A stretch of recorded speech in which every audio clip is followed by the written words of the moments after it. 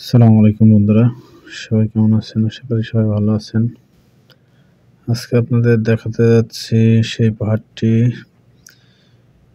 যেই পাহাড়ের নিচে হযরত মুহাম্মদ সাল্লাল্লাহু আলাইহি ওয়াসাল্লাম নামাজ পড়তেন।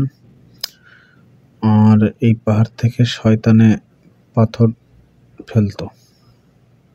তো সেই মসজিদটাও দেখবেন। আর সেই পাথরগুলো ইনশাআল্লাহ কাছ থেকে দেখানোর চেষ্টা করব। তো আমি এখন উপরে ওঠার চেষ্টা করতেছি। অনেক খারাপ পাহাড়, অনেক কষ্ট হয়। তো উঠতেছি, এখন আপনাদের সেই মসজিদটা দেখাবো, যেখানে হযরত মুহাম্মদ সাল্লাল্লাহু আলাইহি ওয়াসাল্লাম নামাজ পড়তেন। এই সেই মসজিদ। সুবহানাল্লাহ, সবাই আমিন লিখবেন। এই সেই মসজিদটি, এখানে হযরত মুহাম্মদ সাল্লাল্লাহু আলাইহি ওয়াসাল্লাম নামাজ পড়তেন। এটা অবস্থিত তায়েবে।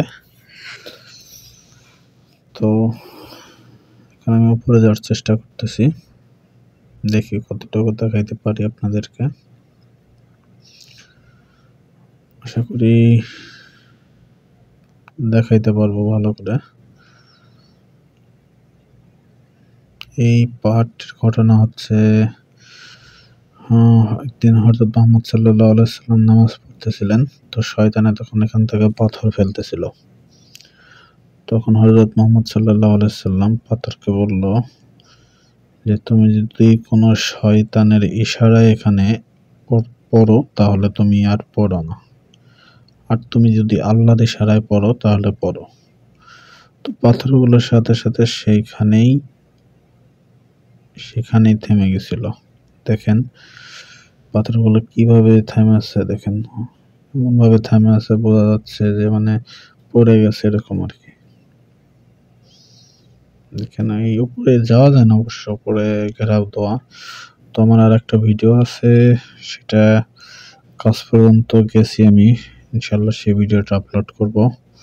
তো সাবস্ক্রাইব করে পাশেই থাকবেন পরবর্তী ভিডিও দেখার জন্য। আশা করি ভালো লাগবে। লাইক, শেয়ার, কমেন্ট করবেন। ওই দেখেন পাথরগুলা কিভাবে দাঁড়ায় আছে। আমি পাথরের খুব কাছ থেকে ভিডিও বানাইছি, ইনশাল্লাহ সেখানে যাব।